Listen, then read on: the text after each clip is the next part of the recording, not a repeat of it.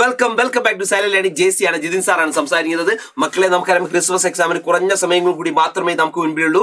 ഇതുവരെ സോഷ്യൽ പഠിക്കാത്ത ആൾക്കാരുണ്ടെങ്കിൽ അവർക്ക് ഏറ്റവും ഈസി ആയിട്ട് പഠിക്കാവുന്ന കുറച്ച് കാര്യങ്ങൾ പറയാൻ വേണ്ടിയിട്ടാണ് ഞാൻ ഇന്ന് വന്നിട്ടുള്ളത്. മക്കളെ നോക്ക്, നമുക്ക് സിമ്പിൾ ആയിട്ട് ഓർത്ത് വെക്കാവുന്ന അല്ലെങ്കിൽ പെട്ടെന്ന് മാർക്ക് നേടാവുന്ന കുറച്ച് കാര്യങ്ങൾ എല്ലാ സമയത്തും എക്സാമിനകത്ത് നിങ്ങൾക്ക് കാണാൻ പറ്റുന്നുണ്ട്. മാച്ച് ദ ഫോളോയിങ് ക്വസ്റ്റ്യൻസുകൾ ഉണ്ടാവാറുണ്ട്, ഫിൽ ഇൻ ദ ബ്ലാങ്ക്സ് ക്വസ്റ്റ്യൻസുകൾ ഉണ്ടാവാറുണ്ട്. ഇതൊക്കെ നമുക്ക് ഏറ്റവും ഈസി ആയിട്ട് എന്ത് ചെയ്യാറുണ്ട്, നമുക്ക് ഏറ്റവും മാർക്ക് കിട്ടുന്നതാണ്.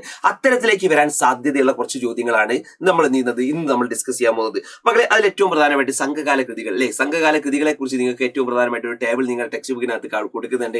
നിർബന്ധമായിട്ട് അത് പഠിച്ചു വെച്ചോളുക. ഇതേപോലെ തന്നെ സംഘകാല കൃതികളൊക്കെ തന്നെ വൺ വേർഡ് ക്വസ്റ്റ്യൻസ് ആയിട്ടൊക്കെ എന്ത് ചെയ്യാൻ വരാൻ സാധ്യതയുള്ള ഭാഗമാണ്. അപ്പൊ നിങ്ങൾ കണ്ടത് ഏറ്റവും പ്രധാനമായിട്ട് പത്തുപാട്ടിലെ പത്തുപാട്ട് എന്ന് പറയുന്ന ഒരു കാറ്റഗറി ഉണ്ട്. ഒരു പത്തുപാട്ടിൽ വരുന്ന സാധനങ്ങളാണ് ഏതൊക്കെയാണ്? തിരുമുരുക്കാറ്റുപടി, അതുപോലെ ഇതാണ് മധുരൈ കാഞ്ചി, അതുപോലെ എട്ടുതുകയിൽ വരുന്നതാണ് ഇത് അകനാനൂറ്, പുറനാനൂറ്, അതുപോലെ ഇതാണ് 10 അപ്പൊ ശ്രദ്ധിക്കണം. 8 തുക എന്ന് പറഞ്ഞാൽ ഞാൻ മുൻപ് പറഞ്ഞിട്ടുണ്ടായിരുന്നു. 8 തുക എന്ന് പറഞ്ഞാൽ ഒറ്റ കാര്യം ഓർത്താൽ മതി, 8 തുകയല്ലേ. അപ്പൊ 8 തുകന്റെ 8ന്റെ പകുതി എത്രയാന്ന് വെച്ചാൽ മതി 4 അപ്പൊ നോക്കിയാൽ മതി, നോക്കിക്കോ. അക 400, അതുപോലെ പുറ 400, അവിടെ ഉണ്ട് 400 അവിടെ കൊടുക്കുന്നുണ്ട്. 8ന്റെ പകുതി 400. അപ്പൊ അക 400 പുറ 400 അതിന്റെ എക്സാമ്പിൾ ആണ് എന്ന് ആലോചിച്ച് വെച്ചോളാം. ഇനി അടുത്ത നിങ്ങൾ നോക്ക്, 11 കീഴ്ക്കണക്കാണ്. അതിലുള്ളതാണ് ഇത് തിരുക്കുറളും, അതുപോലെ ഏതാണ് മുതുമൊഴി കാഞ്ചിയും. ഓർത്ത് വെച്ചോളാം. അതേപോലെ തന്നെ ഏറ്റവും പ്രധാനമായിട്ടും ചിലപ്പോൾ വൺ വേർഡ് ഒക്കെ ചോദിക്കാൻ സാധ്യതയുള്ള ഒരു ഭാഗമാണ് ഗ്രാമർ ടെക്സ്റ്റ്. ആ കാലഘട്ടത്തിലെ സംഘ കാലഘട്ടത്തിലെ ഗ്രാമർ ടെക്സ്റ്റ്. ആ ഗ്രാമർ ടെക്സ്റ്റിന്റെ പേരാണ് ഇത് തൊൽക്കാപ്യം. മക്കളെ, ഇങ്ങനെ ഓർത്ത് വെച്ചാൽ നേടാ, ഗ്രാമർ പഠിച്ചിട്ടില്ലെങ്കിൽ ഗ്രാമർ അല്ലെ, നമ്മുടെ എക്സാമിനകത്ത് നമുക്ക് എന്നിട്ട് ഗ്രാമർ ഉണ്ട്. ഗ്രാമർ പഠിച്ചിട്ടില്ലെങ്കിൽ നമ്മൾ തോൽക്കും എന്ന് പറയുന്ന ഒരൊറ്റ കാര്യങ്ങൾ പഠിച്ചു വെച്ചാൽ മതി. എന്നാൽ സിമ്പിൾ ആയിട്ട് നിങ്ങൾക്ക് എന്ത് ചെയ്യാം, ഈ പറഞ്ഞ ഗ്രാമർ പഠിച്ചില്ലെങ്കിൽ തോൽക്കും. അപ്പൊ നിങ്ങൾ നോക്കിയാൽ മതി, ഈ ഗ്രാമർ ടെക്സ്റ്റിന്റെ പേരാണിത് തോൽക്കാപ്യം എന്ന് നിങ്ങൾക്ക് പഠിച്ചേക്കാൻ പറ്റും. ഇനി അടുത്ത നോക്കിക്കോളൂ, മഹാകാവ്യങ്ങൾ ഏതൊക്കെയുണ്ട്? ചിലപ്പതികാരവും അതുപോലെ തന്നെ എന്താണ് മണിമേഖലയും. ചിലപ്പതികാരവും മണിമേഖലയാണ് മഹാകാവ്യങ്ങളായിട്ടുള്ളത്. അപ്പൊ ഇതൊക്കെ സിമ്പിൾ ആയിട്ട് നിങ്ങൾക്ക് ഒരൊറ്റ നോട്ടത്തിൽ തന്നെ നമുക്ക് വായിച്ചെടുക്കാൻ പറ്റുന്ന, ഏറ്റവും പെട്ടെന്ന് നമുക്ക് മൈൻഡിലേക്ക് എടുക്കാൻ പറ്റുന്ന ഭാഗങ്ങളാണ്. ഇനി അത് കഴിഞ്ഞാൽ അടുത്തത് നോക്കിക്കോളൂ, ഏറ്റവും പ്രധാനമായിട്ട് എന്തായാലും ഉറപ്പുള്ള കാര്യമാണ്, വർഷങ്ങളായിട്ട് 2019, അതുപോലെ 2022, 2023 വർഷങ്ങളിലൊക്കെ തന്നെ റിപ്പീറ്റഡ് ആയി ചോദിച്ചിട്ടുള്ള ഭാഗമാണ് തിണകൾ. സംഘകാലഘട്ടത്തിലെ തിണകളെ കുറിച്ച് ചോദിച്ചിട്ടുണ്ട്. ആ തിണകളുടെ പ്രത്യേകതകൾ ചോദിക്കുന്നുണ്ട്. മക്കളെ, നിങ്ങൾക്കറിയാം പ്രധാനമായിട്ടും 5 വിഭാഗങ്ങളായിരുന്നു അല്ലെ ആ സംഘകാലഘട്ടത്തിലെ 5 ജോഗ്രഫിക്കൽ ഡിവിഷൻസ്. 5 എണ്ണമാണുള്ളത്. ആ 5 എണ്ണം നിങ്ങൾക്കറിയാം. ഒന്നാമത്തത് കുറിഞ്ചി, 2 മുല്ലൈ, അതുപോലെ തന്നെ ഈ പറഞ്ഞ 3 പാലയാണ്, 4 ഏതാണ് മരുതമാണ്, 5 ഏതാണ് ഈ പറയുന്ന നെയ്തലാണ്. അപ്പൊ അമീൻ സാറെ കോഡൊക്കെ നിങ്ങൾക്ക് അത് ഉപയോഗിക്കാൻ പറ്റും. അമീൻ സാറെ കോഡൊക്കെ ഉപയോഗിക്കാൻ പറ്റും. അമീൻ സാർ പറഞ്ഞിട്ടുള്ള എന്താണ്, നെയ്മർ പാലയിൽ പോയിട്ട് മുല്ലപ്പൂ ചൂടിയ കുറിഞ്ചീനെ കണ്ടു എന്നൊക്കെ പറഞ്ഞൊരു കോഡ് ഉണ്ട് അല്ലേ. നിങ്ങൾക്ക് ആ കോഡൊക്കെ നിങ്ങൾക്ക് ഉപയോഗിക്കാൻ പറ്റും. ആ കോഡൊക്കെ ഉപയോഗിച്ച് കഴിഞ്ഞാൽ സിമ്പിൾ ആയിട്ട് നിങ്ങൾക്ക് എന്ത് ചെയ്യാൻ പറ്റും, ഇതിൽ 5 വിഭാഗങ്ങൾ പറ്റും അല്ലെ. നെയ്മറാണ്, നെയ്മർ. അപ്പൊ നെയ്മർ എന്ന് പറയുമ്പോൾ ശ്രദ്ധിച്ചു കളിയെ, നെയ്മർ അല്ലേ, നെയ്മർ. അപ്പൊ ശ്രദ്ധിച്ചു കേട്ടോ, നെയ്മർ. ഇതുപോലെ തന്നെ എന്താണ് പാലയിലെ നെയ്മർ, പാലയില് എന്താണ് മുല്ലപ്പൂ ചൂടിയ എന്താണ് കുറിഞ്ചീനെ കണ്ടു. അപ്പൊ നോക്കിക്കോട്ടോ, നെയ്മർ എന്ന് പറഞ്ഞാൽ നെയ്യ് എന്ന് പറഞ്ഞാൽ എന്താണ്, നെയ്തലാണ് ഉദ്ദേശിച്ചത്. ഇതുപോലെ മർ എന്ന് പറഞ്ഞാൽ എന്തായിരിക്കും, മരുതാണ് ഉദ്ദേശിച്ചത്. പാല തന്നെയാണ്. അതുപോലെ മുല്ല എന്ന് പറയുന്ന പ്രദേശമാണ്. കുറിഞ്ചി എന്ന് പറഞ്ഞാൽ കുറിഞ്ചി എന്ന് പറഞ്ഞ പ്രദേശമാണ്. അപ്പൊ ഇങ്ങനെ നിങ്ങൾക്ക് എന്ത് ചെയ്യാം, ഇങ്ങനെ ഈ കോഡിലൂടെ ഒക്കെ നിങ്ങൾക്ക് എന്ത് ചെയ്യാം, അത് ഓർത്ത് വെക്കാൻ പറ്റും. അപ്പൊ മക്കളെ, ഇതിന്റെയൊക്കെ പ്രധാനപ്പെട്ട സവിശേഷതകളും അവിടെയുള്ള തൊഴിലും ഒക്കെ എന്ത് ചെയ്തോളൂ, ഓർത്ത് വെച്ചോളാം. കാരണം സംഘകാലമൊക്കെ തന്നെ അത്രയും ഇമ്പോർട്ടന്റ് ആയിട്ടുള്ളതാണ്. എല്ലാ വർഷവും ചോദിക്കുന്ന ഭാഗമാണെന്ന് മക്കൾ അനുസരിച്ചോളാം. അപ്പൊ കുറിഞ്ചി എന്ന് പറഞ്ഞാൽ എങ്ങനത്തെ സ്ഥലമാണെന്ന് ചോദിച്ചു കഴിഞ്ഞാൽ മക്കളെ, നിങ്ങൾ നോക്കിയാൽ കാടും മലയും എന്ന് പറഞ്ഞ സ്ഥലമാണ്. അപ്പൊ ഹണ്ടിങ് ആൻഡ് ഗാദറിംഗ് ആണ് പ്രധാനമായിട്ട്. നായാട്ടും അതുപോലെ വനശേഖരണവുമാണ് അവിടുത്തെ പ്രധാനപ്പെട്ട ജോലി. അതുപോലെ തന്നെ ഈ പറഞ്ഞ മുല്ലൈ എന്ന് പറഞ്ഞാൽ പുൽമേടുകളാണ്. അപ്പൊ കന്നുകാലി വളർത്തലാണ് അവിടുത്തെ ജോലി. അതുപോലെ പാല എന്ന് പറഞ്ഞാൽ വരണ്ട പ്രദേശമാണ്. അതുകൊണ്ട് തന്നെ അവർ ഈ പറഞ്ഞ സ്റ്റീലിംഗ് ഓഫ് കാറ്റിലാണ്, കന്നുകാലി കവർച്ചയാണ് അവരുടെ ജോലി. മരുതം എന്ന് പറഞ്ഞാൽ വെറ്റ്ലാൻഡ് ആണ്, വയൽ പ്രദേശമാണ്. അപ്പൊ അവിടെ കൃഷിയാണ്. പിന്നെ നിങ്ങൾ നോക്ക്, നെയ്തൽ എന്ന് പറഞ്ഞാൽ കോസ്റ്റൽ റീജിയൻ ആണ്. അപ്പൊ മീൻപിടുത്തവും സാൾട്ട് മേക്കിംഗ് അല്ലെങ്കിൽ ഉപ്പ് നിർമ്മാണവുമാണ്. അപ്പൊ നിർബന്ധമായിട്ട് ചെയ്യാം മക്കളെ, ഇത് പഠിച്ചു വെച്ചോളാം.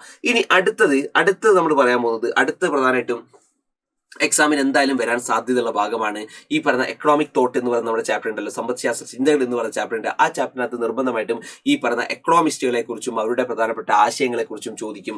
അങ്ങനെ നിങ്ങൾ നോക്ക്, നിങ്ങൾക്ക് കാണാം, western economics thinkers and their ideas that thought about എക്കണോമിക്സിലെ ഈ പറഞ്ഞ എക്കണോമിക്സ് അല്ലെങ്കിൽ ഈ പറഞ്ഞ സാമ്പത്തിക ശാസ്ത്രത്തിനെ കുറിച്ചുള്ള യൂറോപ്യൻ ആരാണ്, പാശ്ചാത്യ അല്ലെങ്കിൽ യൂറോപ്യൻ സാമ്പത്തിക ശാസ്ത്ര ചിന്തകരെയും അവരുടെ പ്രധാനപ്പെട്ട അവരുടെ ആശയങ്ങളുമാണ് നമ്മൾ പറയുന്നത്.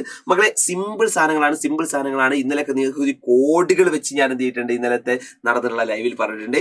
ഇന്നും നടക്കുന്ന ലൈവിനകത്ത് ഞാനിത് കോഡുകൾ വെച്ച് എന്ത് ചെയ്യും ഓരോന്നും പറഞ്ഞിട്ട് ഇപ്പോൾ ആഡം സ്മിത്ത് ഒക്കെ ആണെങ്കിൽ ഒരു എക്സാമ്പിൾ ഞാൻ പറയാം, ഒറ്റ എക്സാമ്പിൾ പറയാം, ബാക്കിയൊക്കെ നമ്മൾ എന്ത് ചെയ്യും ലൈവിനകത്ത് ഓരോന്ന് ഡീറ്റെയിൽ ആയിട്ട് നമ്മൾ പറയും കേട്ടോ. ഇപ്പോൾ ഒരു എക്സാമ്പിൾ നോക്കിയോളൂ, ആഡം സ്മിത്ത് എന്തിനെ കുറിച്ചാണ് പറയുന്നത് വെച്ചാൽ വെൽത്ത് ഓഫ് നാഷനെ കുറിച്ചാണ്. അദ്ദേഹത്തിന്റെ ഐഡിയ എന്ന് പറഞ്ഞാൽ വെൽത്ത് ഓഫ് നാഷൻ അല്ലെങ്കിൽ രാജ്യത്തിന്റെ സമ്പത്തിനെ കുറിച്ചാണ് ആര് പറയുന്നത്, ആഡം സ്മിത്ത് പറയുന്നത്. ഇത് നമുക്ക് എങ്ങനെ കണക്ട് ചെയ്യാം, സിമ്പിൾ ആയിട്ട് കണക്ട് ചെയ്യാം. നമ്മൾ നോക്കിയോളൂ, ആഡം സ്മിത്ത് അല്ലേ വെൽത്ത്, നമുക്ക് ഒരു വെൽത്ത് എടുത്താൽ മതി. വെൽത്ത് മക്കളെ ഇതാ പിടിച്ചോ, വെൽത്ത് അല്ലേ, വെൽത്ത് എന്ന സമ്പത്ത്.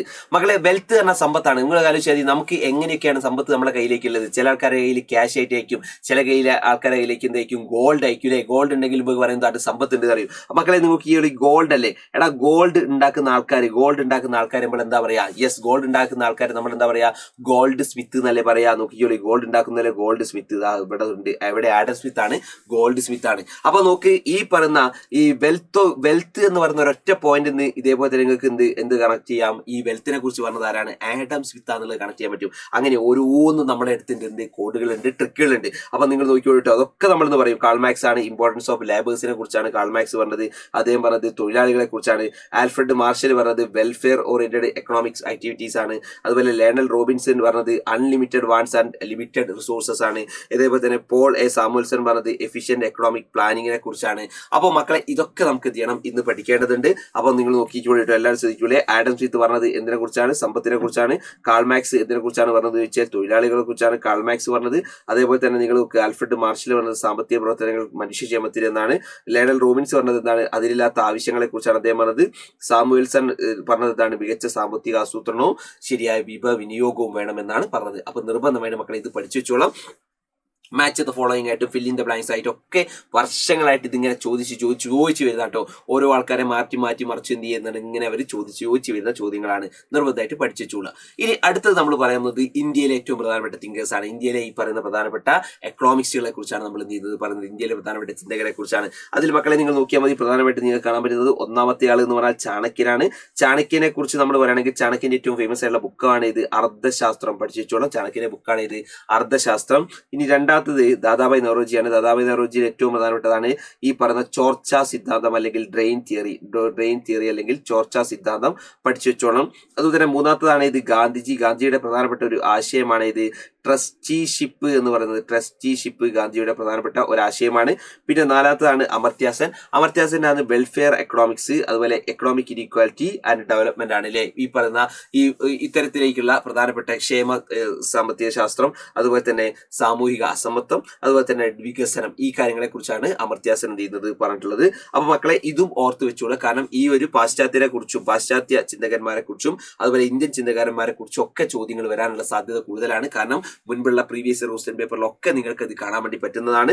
ഓക്കെ, നെക്സ്റ്റ് വൺ മക്കളെ, അടുത്തത് ഇത്രയും സാധനങ്ങളാണ്. അപ്പൊ നോക്ക്, ഇതുവരെ പഠിക്കാത്ത ആളുകൾക്ക് പഠിക്കാനുള്ള ഏറ്റവും സിമ്പിൾ ആയിട്ടുള്ള ടോപ്പിക്സുകളാണ് ഞാൻ ഇപ്പൊ പറഞ്ഞത്. ഇത് മാത്രമല്ല സിമ്പിൾ ആയിട്ടുള്ള വേറെയും കാര്യങ്ങളുണ്ട്. അപ്പൊ ഇതുവരെ നോക്കാത്ത ആൾക്കാർക്കും ഇതുപോലെ അടിപൊളിയാക്കാൻ വേണ്ടി നമുക്ക് ഇന്ന് വൈകുന്നേരം നമ്മൾ എന്ത് ചെയ്യുന്നുണ്ട്, ലൈവിലുണ്ട്.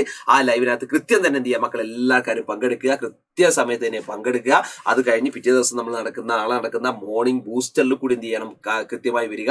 അതിൽ നമുക്ക് ഓരോന്നും നമ്മൾ എന്ത് ചെയ്യും, ഒരു ക്വസ്റ്റ്യൻ പേപ്പർ നമ്മൾ എന്ത് ചെയ്യും, സെറ്റ് ചെയ്യും. അതിന് ഓരോ ചോദ്യങ്ങളിലേക്ക് നമ്മൾ എന്ത് ചെയ്യാം, പോകാം. അതിനനുസരിച്ച് കൃത്യമായിട്ട് നമുക്ക് എന്ത് ചെയ്യാം, ഡിസ്കസ് ചെയ്യാം. സോ എല്ലാ ആൾക്കാരെയും ലൈവിൽ കാണാം. സോ മക്കളെ താങ്ക് യു. അപ്പൊ മക്കൾ ആദ്യമായിട്ടാണ് ഈ ചാനൽ കാണുന്നതെങ്കിൽ സബ്സ്ക്രൈബ് ചെയ്യണം. കൂടാതെ ഇതേപോലെ തന്നെ നിങ്ങൾ നിങ്ങളുടെ കമന്റുകൾ ഈ വീഡിയോയ്ക്ക് താഴെ ഇതുപോലെ അയക്കുകയും വേണമെന്ന് മാത്രം പറഞ്ഞുകൊണ്ട് നിർത്തുന്നു. സോ ബൈ, ഒരുപാട് ബൈ.